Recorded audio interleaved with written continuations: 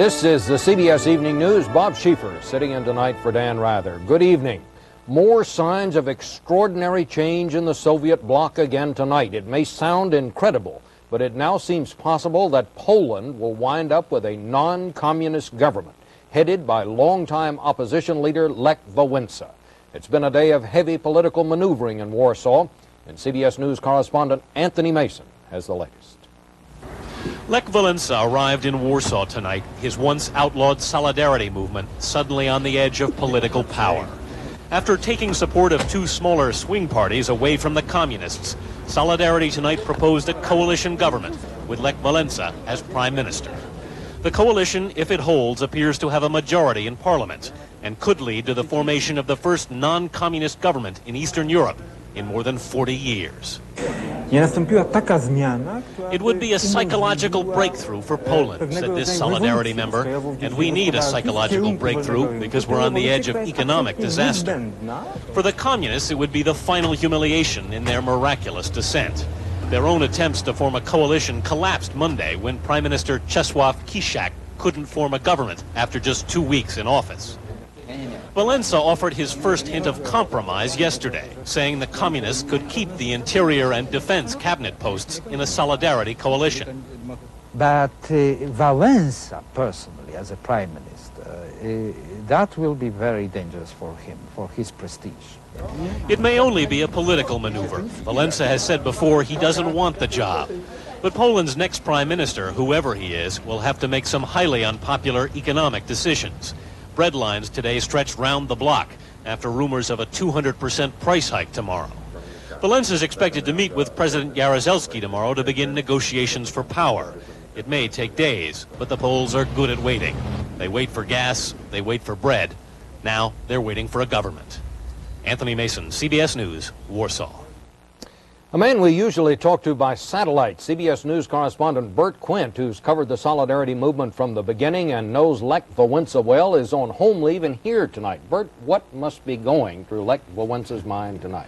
Bob, Lech Wałęsa must be as dumbstruck by this astounding turn of events as everybody else. Just a year ago, he and his followers were engaged in a strike that had failed, and they were threatened by arrest by the police. And only last month, Wałęsa was saying that Solidarity would not try to take control of the government because it was too dangerous. But Solidarity's men in Parliament have tasted power. So what happens now for Wałęsa? What does he have to consider in all this? It's a tough decision, Bob. He could lose either way. He knows what happened in 1981 when Solidarity pushed too hard, martial law. That conceivably could happen again. But his followers are demanding that Wałęsa seize the chance, and if he doesn't, he could be left behind by Solidarity on the march. And of course, the communists would still, in a coalition government, control the army and the police. But what happens now to the Communist Party? The Communist Party is likely to not disintegrate, but to split in two. Reformers and those who want to hold on to their positions of power prestige. Bert, thank you very much. And there is one more startling development. Exiled author Alexander Solzhenitsyn was seen on Soviet television tonight. The interview recorded some time ago in France, but it was the first ever Soviet television appearance for Solzhenitsyn, who was expelled from the Soviet Union more than 15 years ago. The broadcast in connection with another upcoming event, once considered unthinkable, Solzhenitsyn's landmark work, The Gulag Archipelago, is about to be published for the first time in the Soviet Union. That will happen this week, and we have more on that now from Barry Peterson in Moscow. On this windswept plain in northern Siberia, they have come to dig the bodies out of the permafrost one by one. You need a map of the gulags to find this place.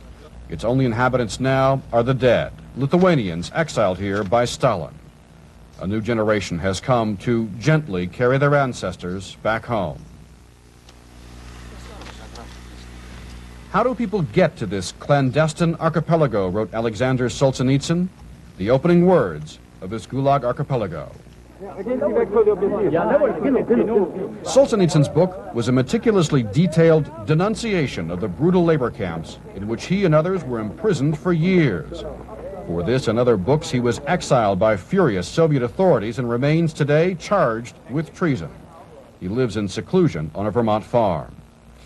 The opposition to Solzhenitsyn remains. Top members of the Politburo delayed publication for years, until, by some reports, Gorbachev himself finally had to nod his head yes. Gorbachev seems to be committed to letting as much of the truth as he can imagine come out, and that includes Solzhenitsyn. Vadim Borisov is poring over page proofs and consulting with Solzhenitsyn by mail to decide what chapters will be published.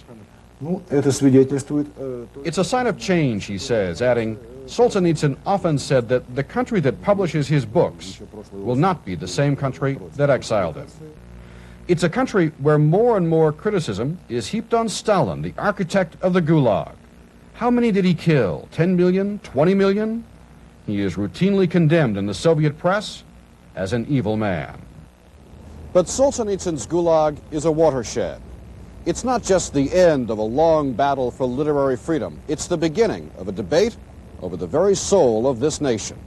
The reviews and the commentary and the reception will revive this profound, the most profound, political, ideological, intellectual issue today in the Soviet Union. Did things go wrong after the revolution or with the revolution? Some believe the publication of the Gulag means Solzhenitsyn may be allowed to return to his homeland. This, after all, from their point of view, is the most damaging book he's ever written. It was the reason for his arrest and exile.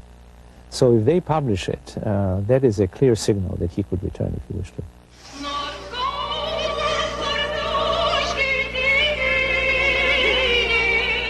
On an airport tarmac in Lithuania, they blessed the bodies from Siberia. The old remember them by name, Petra and Stanislavus and Laika. The young may learn their heritage from these coffins. Later, there was a service outside a Catholic church. Solzhenitsyn challenged the conscience of his country because he wrote the story of life in the Gulag. To the dead, he wrote, "Forgive me for not having seen it all." Barry Peterson, CBS News, Moscow. And still to come on tonight's CBS Evening News, John Blackstone on the nuts and bolts of a conspiracy against the world aerospace industry, and David Dow on a heartbreaking turn in the comeback of Dave Dravecki.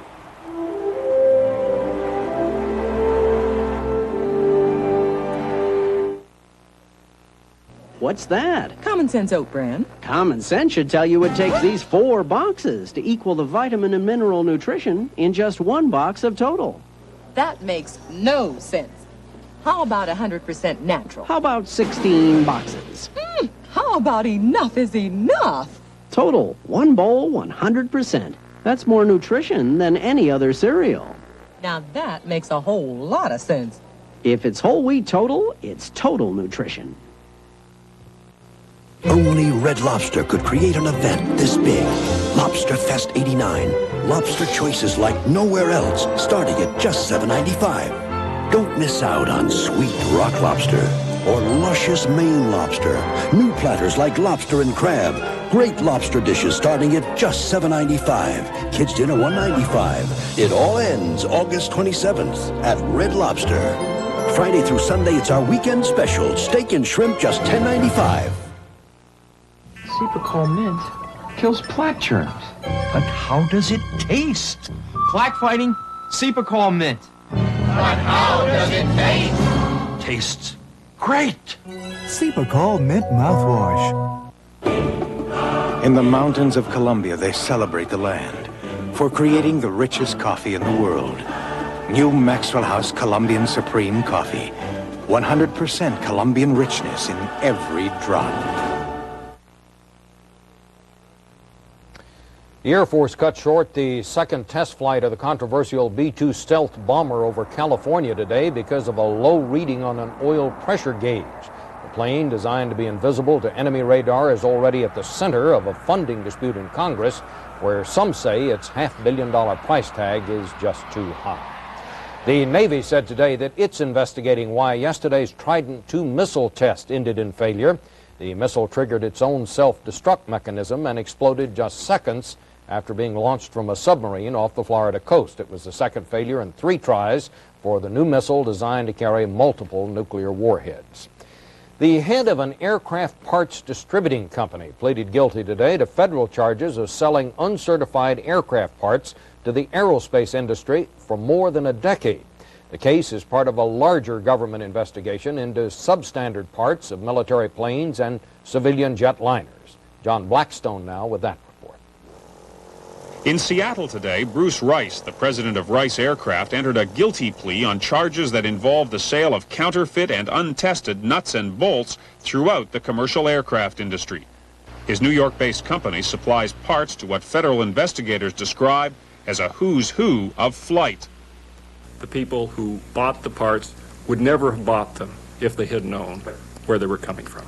Those who bought parts from Rice to help hold their aircraft together include United Airlines, TWA, American, and Pan Am. Federal investigators say Rice reprocessed surplus nuts and bolts and provided phony certificates to say the parts met required standards. In a plea bargain, Rice admitted guilt to charges of bribery and fraud, but the company insists there's no proof its products have failed. After 2 years of investigation, the government has yet to find anything which they can in any way prove is unsafe in any way. Federal investigators agree there's no evidence the counterfeit parts actually caused any aircraft accidents. But Rice is not the only company being investigated. There are similar questions about the practices of several of the largest suppliers of nuts and bolts to the aviation industry. Whistleblowers inside the companies say deception is widespread in an industry that relies on integrity. You're falsifying reports saying that these parts were correctly checked and are done and ready to go out to the customer, which was bull. Among the remains of the engine of the United DC-10 that crashed in Sioux City last month, investigators found 2 large nuts with their threads stripped away. The cause of the crash will not be determined for months, but the NTSB is testing the integrity of the nuts. We just shouldn't have a situation where society has, in effect, got to be in a Russian roulette kind of situation as to whether or not these bolts are of adequate quality. The importance of nuts and bolts will be recognized in proposed legislation that would put strict new controls on the small parts that hold so much together. John Blackstone, CBS News, Seattle. The Federal Food and Drug Administration said today that it started sampling 30 of the nation's most prescribed generic and brand name drugs, the FDA under increasing criticism following disclosure that some generic drug makers have been submitting false data to the agency. 2 economic reports today offered encouraging signs that the U.S. economy could avoid a recession. Industrial production was up 0.2% in July. That reverses a 2-month decline. And housing starts rose for the 2nd straight month, apparently responding to lower interest rates.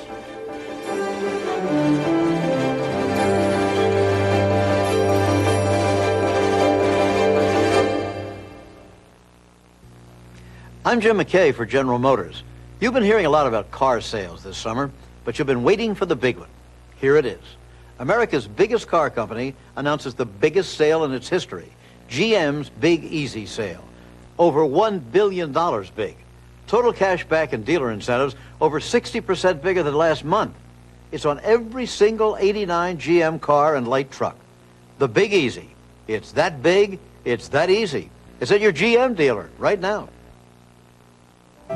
Good morning. Good news. Today's X-Lax is the sure way back to natural regularity. And that's a good morning for you. Good morning. Good morning. Medical experts agree. Today's X-Lax helps restore your system's natural fluid balance. With balance restored, you can return to your natural regularity. Good morning. People just can't remember feeling this good. Good morning.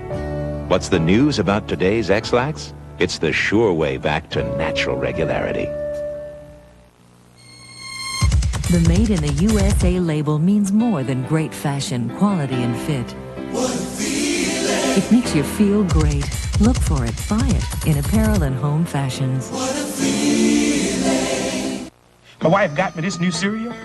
Tastes so good, made with oats. She's crazy about it. Darling, what is this? Nuttin' Honey.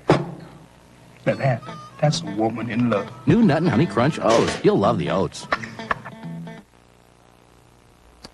The fierce battles that have been raging in Lebanon this week between the Christian army and Syrian troops were reduced to a few skirmishes today, but it's still not clear tonight whether the warring factions plan to heed the UN Security Council's demand for an end to the bloodshed. Correspondent Martha Teichner is in London and begins our coverage of the war in Lebanon. In Beirut, the day began with at least hope that the UN call for a ceasefire would produce results. But all it has produced is confusion, mixed signals. In Damascus, Syria's allies and every one of the factional warlords it backs in Lebanon met with President Hafez al-Assad and pledged to crush Lebanon's Christian forces. But Assad then announced he would do his utmost to silence the guns. Lebanon's Christian leader, General Michel Aoun, was quoted as saying he welcomed a ceasefire unconditionally, then immediately added conditions. Warring military forces remained on alert, waiting for orders. The fighting didn't stop, but it let up for a few hours, and an illusion of normalcy returned to Beirut. There was traffic for the first time in days, and street trading. But pessimists built bigger, stronger barricades against the onslaught they fear will come. Today's political posturing was irrelevant to those who face another 12 hours underground, passing the night with games and fear in a candlelit cellar as they live out the nightmare of General Aoun's war. All along, his was an impossible bid for, if there is one thing that has been very clear about Lebanon the last 10 or 12 years, the Syrians are intent on preserving their own primacy. That means the Christian forces would be crushed by the massive superiority of the Syrians, and a new flag would be raised in the burning hills of Lebanon. Martha Teichner, CBS News, London. Since biblical times, Damascus has been center stage in the theater of Middle East history. The current round of fighting in Lebanon is part of Syria's attempts to reassert its dominance in the region. Lebanese Christian forces have vowed to throw Syria out of Lebanon. Well, I think the Syrians regard themselves as pursuing their national interest in Lebanon, and their most important national interest there is security, the security of the western flank of Syria.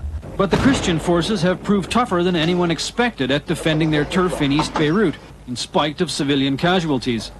This funeral was for 2 children killed by Syrian shelling while trying to escape to a Cyprus-bound ferryboat. There are reports of heavy Syrian losses too. Syria's hard line in Lebanon has cost President Hafez al-Assad considerable support in the Arab world. The Special Arab League mission failed in its efforts to mediate in the Beirut crisis, but criticized Syria, a stand applauded by the U.S. I think by pointing out that the attitude of Syria is not helpful and it is one of the principal obstacles, that alone is a major achievement. Syria has warned pointedly that unless Washington changed its policy in the region, Damascus could do little to help in the hostage crisis. Syria seems prepared to use the hostage issue as a means to pursue its case for a preeminent role in Lebanon and any more wide-reaching Middle East peace initiative. Syria's influence stems from its military might, but the cost of building it has left the regime vulnerable to pressure. Estimates put Syria's IOU for Russian arms at $10 to $15 billion. Observers here feel the Soviets don't expect to see the cash. They will extract repayment by trying to use Syria to push Moscow's policies in the region.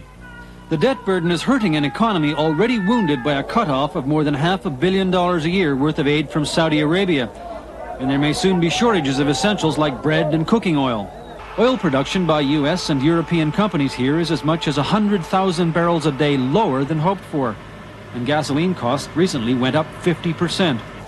The Syrians have historically reacted to pressure by digging in.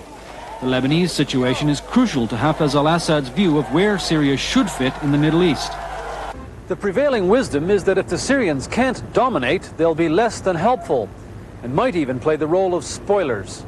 Alan Pizzi, CBS News, Damascus. In Miami today, President Bush said that he'd like to see relations with Cuba normalized, but that won't happen, he said, until Fidel Castro takes steps to give Cuba more freedom and openness. Mr. Bush accused Castro of swimming against the tide of reform that has swept other communist nations. He was in Miami to campaign for the Republicans seeking the late Claude Pepper's U.S. House seat.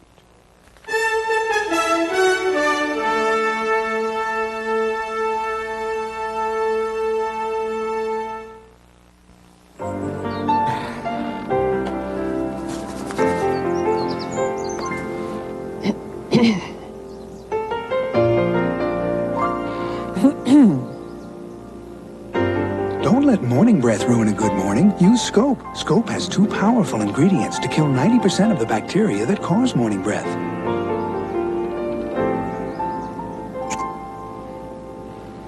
Scope, the best thing, first thing in the morning. You've suffered through all kinds of diets and regimens, but if you don't get enough protein when you're dieting to lose fat, you might lose muscle. Protein can help you keep muscle while you lose fat, and Special K has the highest level of dietary protein available in a cereal. So one reason for including the under 200 calories Special K breakfast in a balanced diet is rather obvious. Special K. Keep the muscle, lose the fat. Uncle Charlie hasn't thought about his dentures all day, because he thought about Orifix this morning. Orifix 'em. That'll fix 'em. Orifix has extra hold to hold dentures tight day and night. Orifix 'em. That'll fix 'em. Ever since Unisom, people have abandoned their old sleep medicine because medical tests prove people fall asleep faster and sleep better all night with Unisom than without. Take Unisom for faster, better sleep. The head of a religious group made a grand jury appearance today in Spokane, Washington, and that proceeding was watched with interest by some residents of Montana who are worried about being neighbors to a new kind of church militant. James Hattori reports. Paradise Valley, north of Yellowstone National Park, is one of America's beautiful places. But the growth of a New Age religious cult and the discovery of plans for an armed security force has neighbors fearing trouble in Paradise. I am light, glowing light. Elizabeth Clare Prophet heads the self-styled Church Universal and Triumphant, a mix of Christian and Eastern philosophies, including reincarnation. But it's the here and now that has neighbors worried. Since 1981, the church has acquired 33,000 acres to support a community of 600 believers, doubling the population of the nearest town. A huge fallout shelter is under construction. Church prophecy warns of a nuclear attack and encourages survivalism. But what has alarmed residents most is the recent arrest in eastern Washington of church staff member Vernon Hamilton, who was accused of using fake ID to buy $130,000 worth of arms, including assault rifles. Investigators say he planned to equip a 200-man church security force. What do you need that many guns for? In fact, it scares the hell out of me. Elizabeth Prophet says individual members may have guns, but there is no security force. She can't explain how a staff member who earns $150 a month could buy so many weapons. I can tell you with a certainty that no church funds have been involved in the activities of Vernon Hamilton. In Spokane today, Prophet went before a federal grand jury. Also scheduled to testify, her husband, church business manager Ed Francis, whose name has been linked to the gun purchase scheme. According to Prophet's daughter, an estranged follower, the church is covering up its activities. I believe that, they're desperate, and desperate people do desperate things. Such darkness as has used me. Members recite chants which identify church critics by name. Prophet says it's prayer for their salvation. Others fear it amounts to an enemies list. The combination of this kind of list making with the purchase of high-powered weapons is very sinister and frightening. I want to reassure you that you do not have any cause for fear. Growing concern in the valley prompted the church to hold an open house. I have not approved, condoned, or accommodated in any way the stockpiling of weapons on my staff and in my church headquarters. While church officials continue to work on damage control, federal prosecutors say their investigation may yield more suspects and charges. James Hattori, CBS News, Corwin Springs, Montana. And weather permitting, tonight's the night to see the first total eclipse of the moon over North America in 7 years. The best view is expected in the east and Midwest. The sky show starts at about 8:30 p.m. Eastern Time.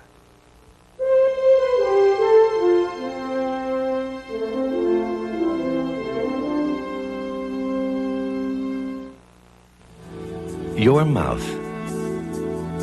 We've studied your mouth from every angle and created a toothbrush with a very special angle, the Reach toothbrush. The Reach toothbrush was designed with a unique dental angle to clean even hard-to-reach back teeth, to get your teeth 51% cleaner than the other leading brush. The Reach toothbrush from Johnson & Johnson. for 51% cleaner teeth.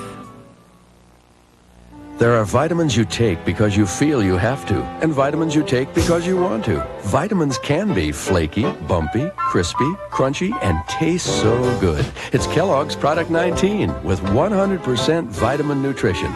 The only high nutrition flake made with the wholesome goodness of 4 grains, including oats. Kellogg's Product 19. Flaky, bumpy, crispy, crunchy, tasty vitamins. When my arthritis pain acts up, even little things are a big effort. But I don't take aspirin anymore. I take Advil. Advil is the brand many doctors recommend for hours of relief from minor arthritis pain. You know, just 1 Advil is as effective as 2 regular aspirin. And Advil doesn't upset my stomach the way aspirin sometimes can. So now, I don't even have to think about arthritis. Advil, tablets and caplets, advanced medicine for pain. One of the things that draws us to sports of any kind is that the athletic field is the one place where dreams really can and sometimes do come true for us and the players we root for. That's why what happened to San Francisco pitcher Dave Dravecky last night seems so unfair. It just isn't the way that dreams are supposed to turn out. David Dow.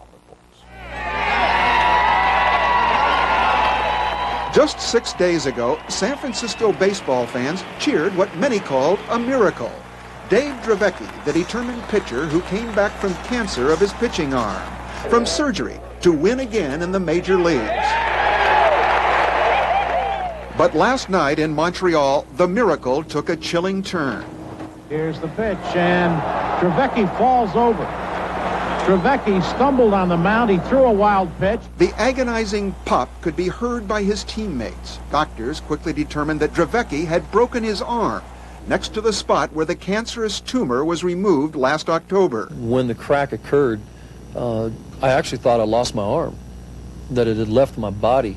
It's possible the bone has not fully returned to a normal state. Dave is very, very powerful in his build, and so he can generate a lot of force in that rotation motion of pitching. At the very least, Dravecky will not play again this season. It was a wrenching blow to a comeback many believed impossible. There were months of therapy to recover use of his arm after the loss of muscle in the cancer surgery. Then it was back to the minor leagues to regain his pitching form. And finally, last week's victorious return to the first-place Giants. I feel bad for Dave because he worked so hard, to come back. And you pray to God that everything comes out well. Today in San Francisco, Dravecky's fans had little doubt he would be back. He's got the will and the heart to make it back next year. He'll overcome it, I think. He came this far. He'll probably give it another shot next year. Dravecky's doctors were optimistic, too. I don't see any reason why he can't go through the rehabilitation program and really pitch next year. And neither did the pitcher who today signed autographs with his injured arm and talked about the future. As far as I'm concerned, if God wants me back on the mound again, as I said before with the cancer, I'll be there, no matter what has to be done. Today, there was cautious talk of the next comeback day for Dave Dravecky, the next curtain call for San Francisco's Miracle Man. David Dow, CBS News, San Francisco. That's the news. I'm Bob Schieffer, sitting in tonight for Dan Rather. Good night.